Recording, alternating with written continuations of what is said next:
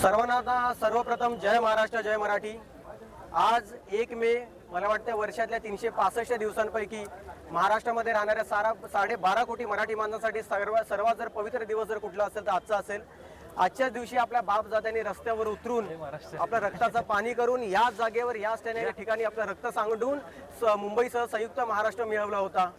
आज त्याच्या 65 वर्षानंतर इथे उभे राहत असताना आमच्यासारखी तरुण पिढी त्याच अभिमानाने इथे उभे राहते आणि त्यासोबतच आज आपल्या मराठीकरण समितीच्या माध्यमातून आपले सर्व पदाधिकारी शहरातले सर्व शिलेदार इकडे जमले आहोत आणि संघटनेच्या माध्यमातून आपण या सर्व 107 हुतात्म्यांना आपल्या संघटनेच्या माध्यमातून आपण अभिवादन केलेलं आहे आणि या जागेवरून ऊर्जा घेऊन स्फूर्ती घेऊन या महाराष्ट्राचं या मुंबईचं मराठी पण टिकवण्यासाठी आपली संघटना जे गेली 11 वर्ष कार्यरत आहे ती जमेल त्या पातळीवर या मराठीसाठी कार्यरत राहील।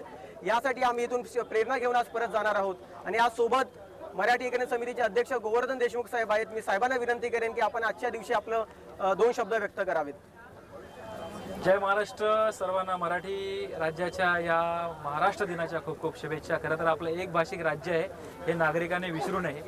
एक भाषिक राज्यामध्ये मराठी भाषा आपण बोलली पाहिजे आणि ह्या 107 हुतात्म्यांचं जे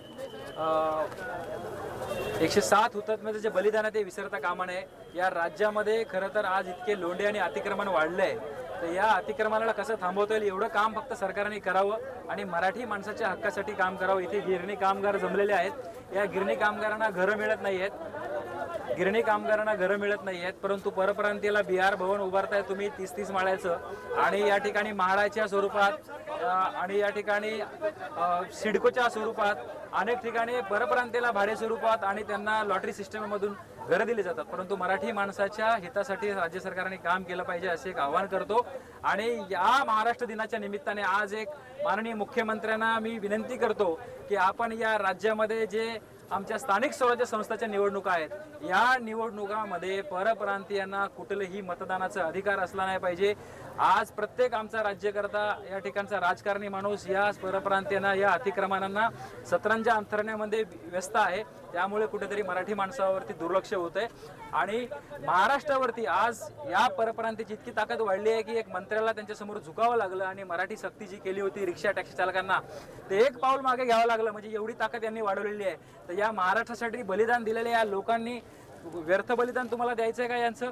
हे कुठेतरी मंत्र्यांनी या राजकारणी पोटी आज महाराष्ट्राला वेठीस धरू नये असं महाराष्ट्र दिनानिमित्त तुम्हाला आवाहन करतो आणि या महाराष्ट्राची भूमी आपल्याला सुरक्षित ठेवायची आहे एवढं मात्र आजच्या दिनी सांगतो आणि थांबतो। जय महाराष्ट्र जय मराठी। जय महाराष्ट्र जय महाराष्ट्र जय जय जय जय जय महाराष्ट्र।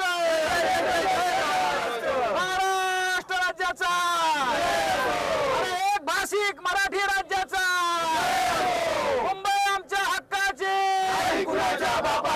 मुंबई आमच्या हक्काची जय महाराष्ट्र जय महाराष्ट्र।